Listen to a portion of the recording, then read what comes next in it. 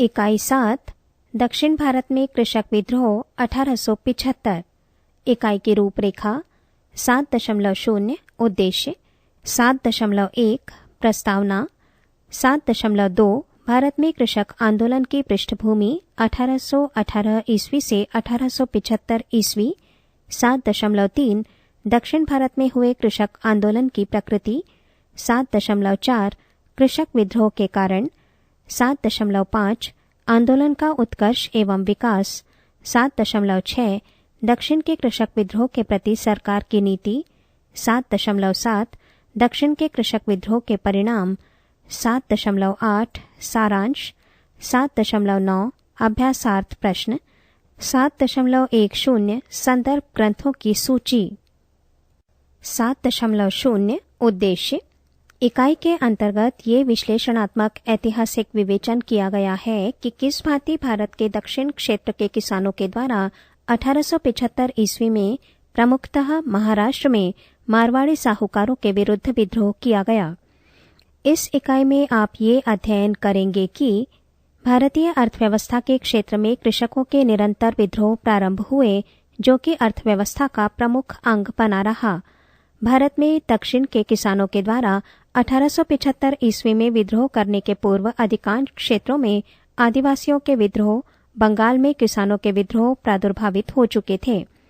इकाई के अंतर्गत आप ये अध्ययन करेंगे कि दक्षिण के कृषकों ने जो विद्रोह किया वो साहूकारों व सरकार के विरुद्ध आंदोलन का स्वरूप रहा।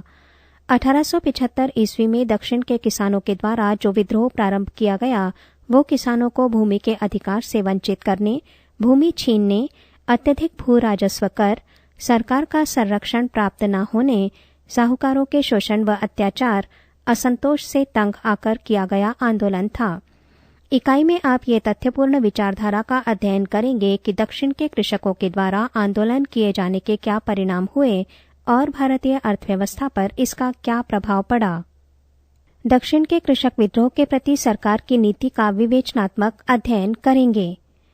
पृष्ठ 94।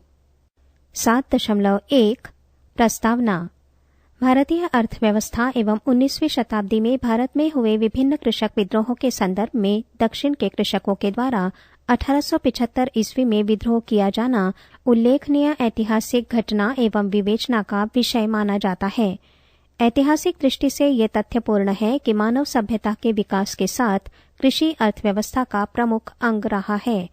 कृषि भारतीयों का मुख्य व्यवसाय एवं जीविकोपार्जन का साधन रहा है। आदिकाल से ही भूमि पर खाद्यान्न उपजाने हेतु जो वर्ग खेती कार्य किया करते थे उन्हें कृषक कहा जाता रहा। कृषकों के द्वारा भूमि पर अधिक परिश्रम कर अत्यधिक उत्पादन किए जाने, लेकिन उन्हें उनके द्वारा उत्पादित माल व परिश्रम का पर्याप्त हिस्सा प्राप्त न होने, उनका शोषण होने, साहूकार, जमींदार, सरकार के द्वारा उनके अधिकारों की उपेक्षा, शोषण करने की प्रक्रिया निरंतर रूप में बनी रही। इस स्थिति के परिणाम स्वरूप कृषकों में विद्रोह की भावना प्रज्वलित हुई, जिससे प्रेरित होकर कृषकों ने विद्रोह प्रारंभ किए।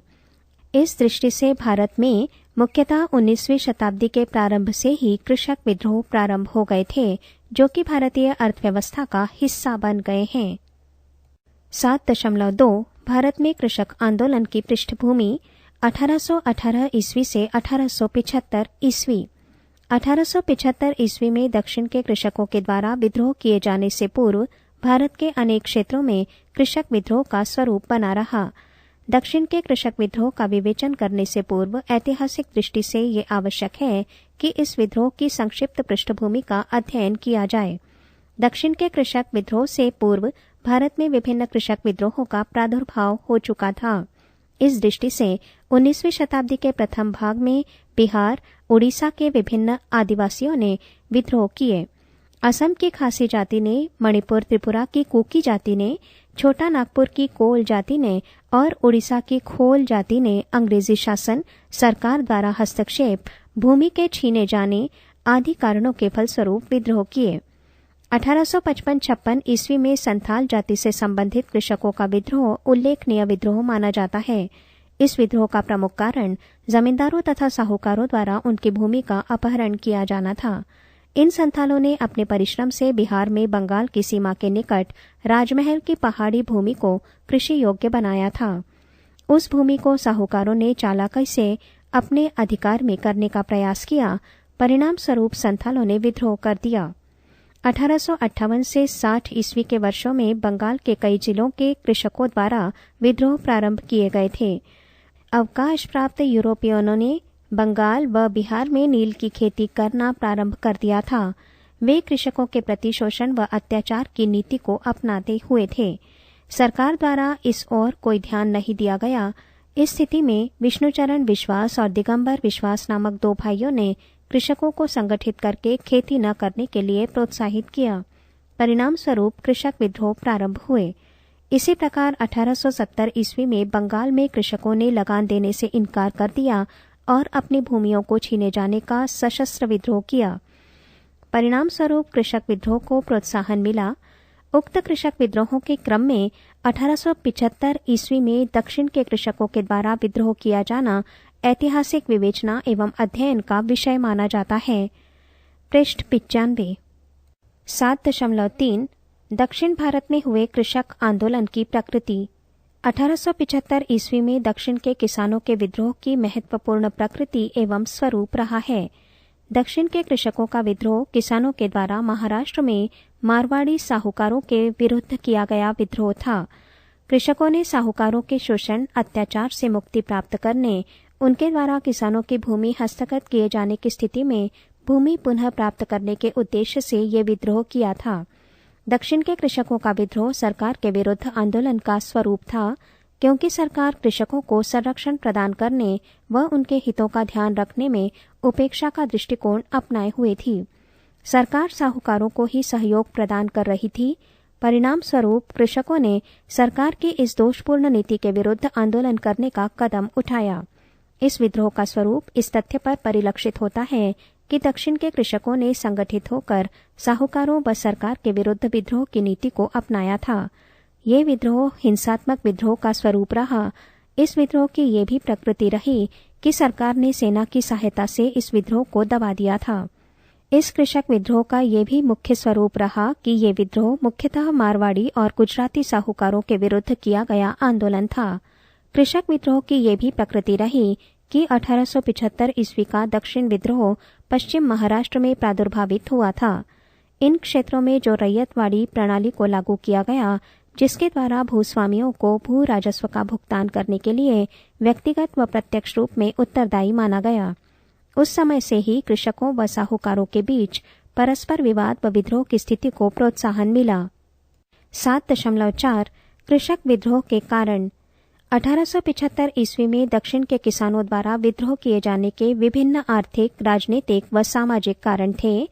इन कारणों के अंतर्गत निम्न परिस्थितियों ने कृषक विद्रोह को प्रोत्साहित किया था। 1. कृषकों को भूमि से अपदस्थ किया जाना। दक्षिण के कृषक विद्रोह का महत्वपूर्ण कारण कृषकों को भूमि से बेदखल किया जाना था। इस क्षेत्र में साहूकार कृषकों की भूमि छीनने में निरंतर क्रियाशील थे।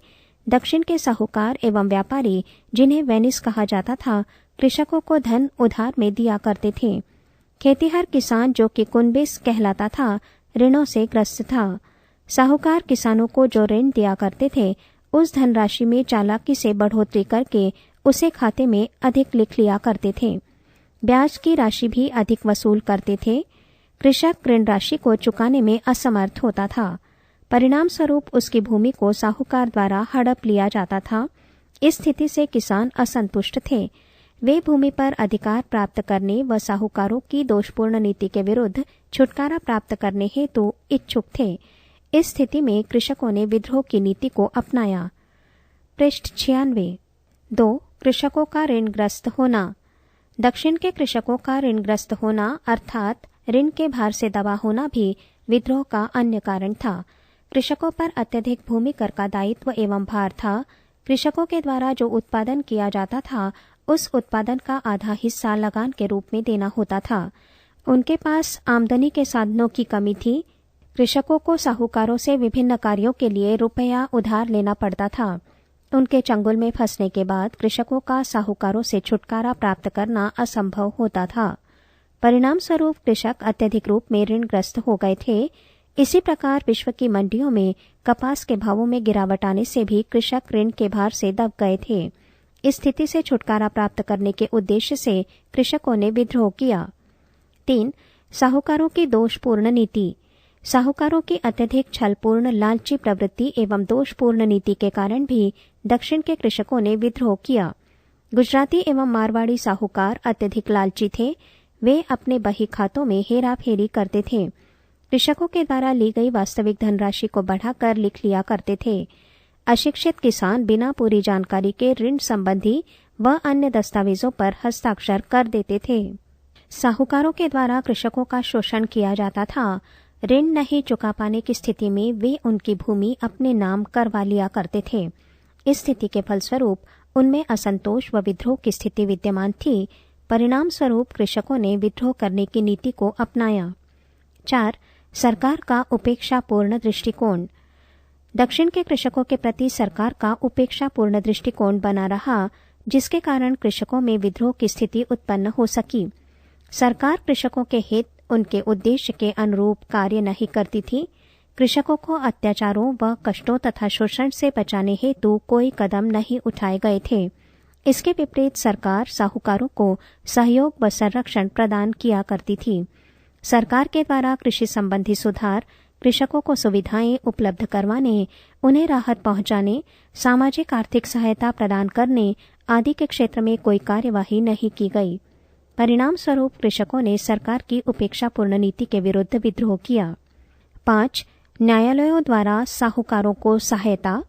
न्यायालयों द्वारा विशेषतः दीवानी न्यायालयों में साहूकारों को पूर्ण संरक्षण व सहयोग प्राप्त होता था। इस स्थिति से भी कृषक विद्रोही बन गए थे। किसान जब न्याय प्राप्त करने के लिए न्यायालय की शरण प्राप्त करने जाता था, उस स्थिति में भी न्यायालयों में फैसले प्रायः साहूकारों के पक्ष में होते थे। इस स्थिति में कृषक बेदखल हो जाते थे। इस स्थिति के कारण भी कृषकों में असंतोष तथा विद्रोह की भावना उत्पन्न हुई। इससे प्रेरित होकर उन्होंने विद्रोह प्रारंभ किया। 6. कृषकों की दयनीय स्थिति।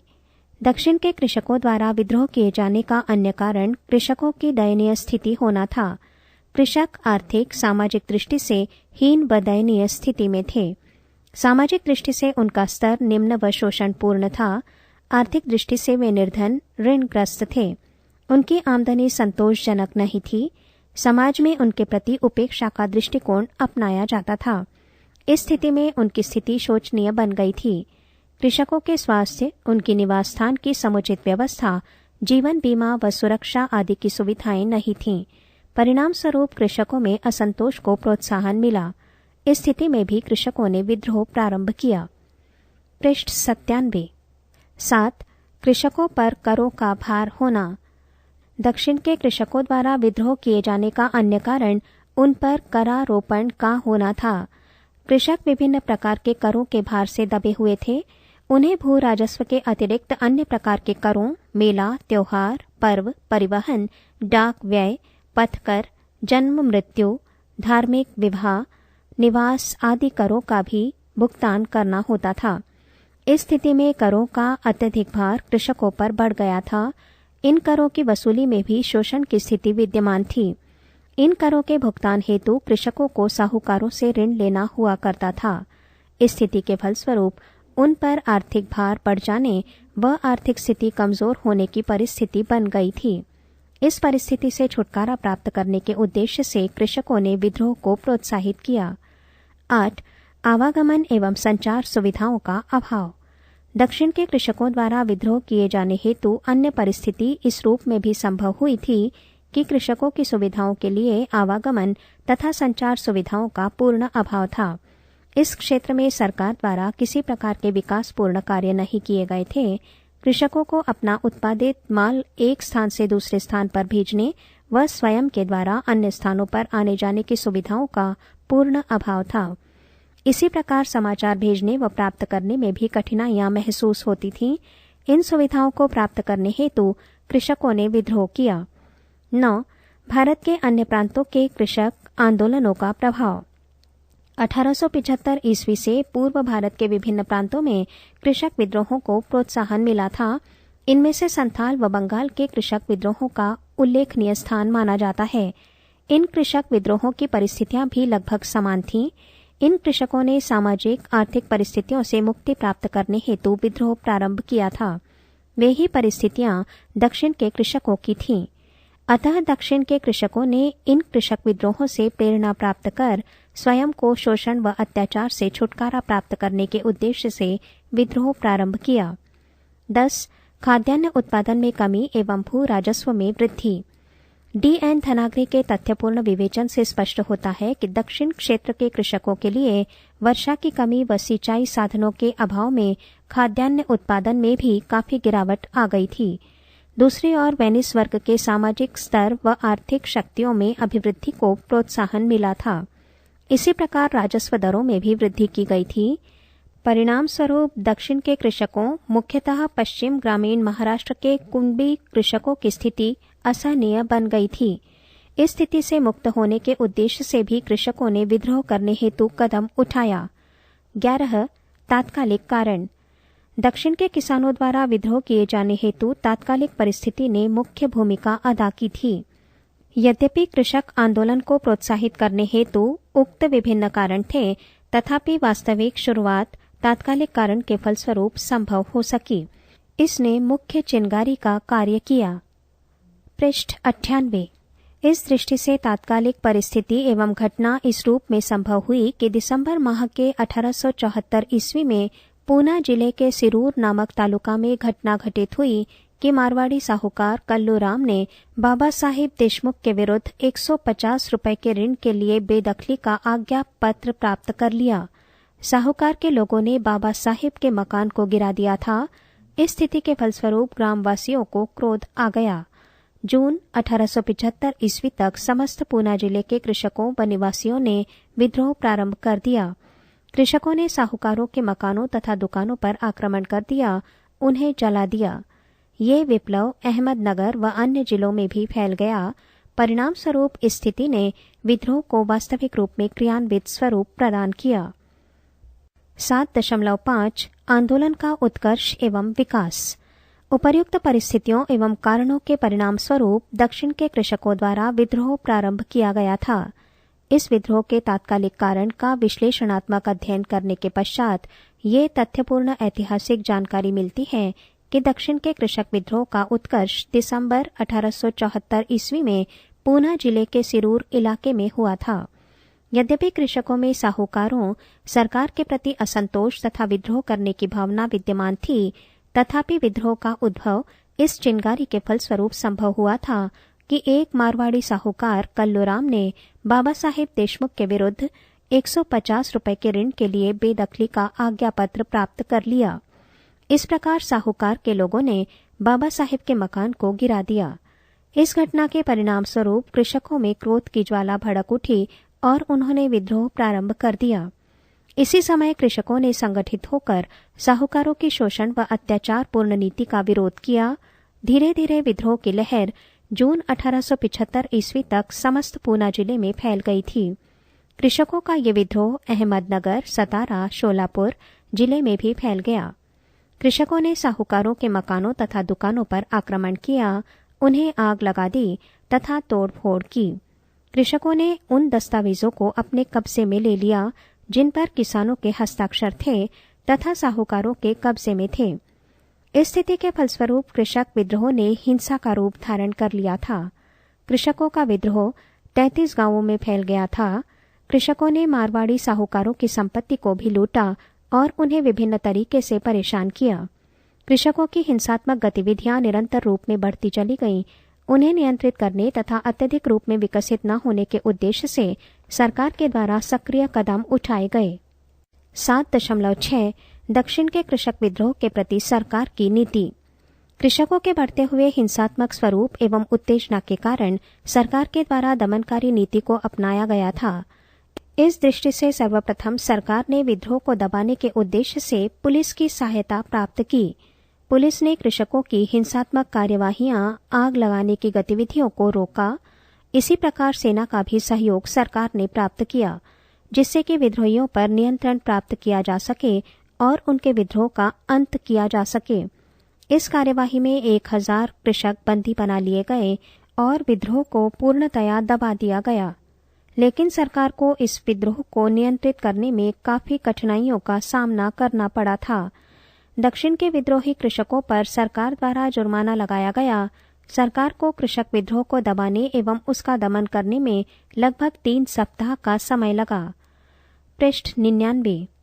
7.7 दक्षिण के कृषक विद्रोह के परिणाम। यद्यपि दक्षिण के कृषक विद्रोह को सरकार के द्वारा दबा दिया गया था, तथापि इसके दूरगामी परिणाम भी हुए। ये विद्रोह संगठित विद्रोह था जिसका दमन करने में सरकार को अनेक कठिनाइयों का सामना करना पड़ा तथा पुलिस व सेना का सहयोग प्राप्त करना पड़ा। ऐतिहासिक तथ्यों के आधार पर ये जानकारी मिलती है कि इस विद्रोह का आधार इतना प्रभावशाली एवं संगठित था कि सरकार को किसी भी विद्रोही के विरुद्ध साक्ष्य नहीं मिला। सरकार के द्वारा इस विद्रोह से प्रभावित होकर कृषक विद्रोह आयोग की नियुक्ति हेतु बाध्य होना पड़ा। इस आयोग को दक्कन उपद्रव आयोग कहा जाता है। इस आयोग को ये कार्य सौंपा गया कि वो दक्षिण के कृषकों द्वारा उपद्रव किए जाने के कारणों व उद्देश्यों का पता लगाकर प्रतिवेदन प्रस्तुत करे। इसी प्रकार कृषकों की स्थिति सुधारने के लिए 1879 ईस्वी में कृषक राहत अधिनियम पारित किया गया। अधिनियम में ये व्यवस्था की गई कि ऋण संबंधी समस्त दस्तावेजों की गांव के रजिस्ट्रार और आवश्यकता हो तो न्यायालय द्वारा जांच की जाए। ये भी व्यवस्था की गई कि कृषकों को ऋण न लौटाने पर गिरफ्तार अथवा जेल में बंद नहीं किया जा सकता था। अधिनियम के परिणाम स्वरूप कृषकों को ऋण के क्षेत्र में कोई राहत नहीं मिली थी, क्योंकि वेनिस या साहूकार की शक्तियों में कमी नहीं की गई थी, जो कि विद्रोह के पश्चात भी ऋण की लेन देन का कार्य कर रहे थे। इस स्थिति में कुनबीस या निर्धन किसान के पास अन्य कोई मार्ग नहीं था। परिणाम स्वरूप उन्होंने वेनिस के बढ़ते हुए प्रभावपूर्ण वातावरण में अपने आप को व्यवस्थित करने का प्रयास किया। 7.8 सारांश। इस प्रकार दक्षिण के कृषक विद्रोह का 19वीं शताब्दी के ब्रिटिश कालीन भारतीय इतिहास एवं भारत में हुए विभिन्न कृषक आंदोलनों की श्रेणी में उल्लेखनीय स्थान माना जाता है। ये कृषक विद्रोह मुख्यतः कुनबीस या निर्धन कृषकों के द्वारा वेनिस या साहूकारों के विरुद्ध किया गया आंदोलन था।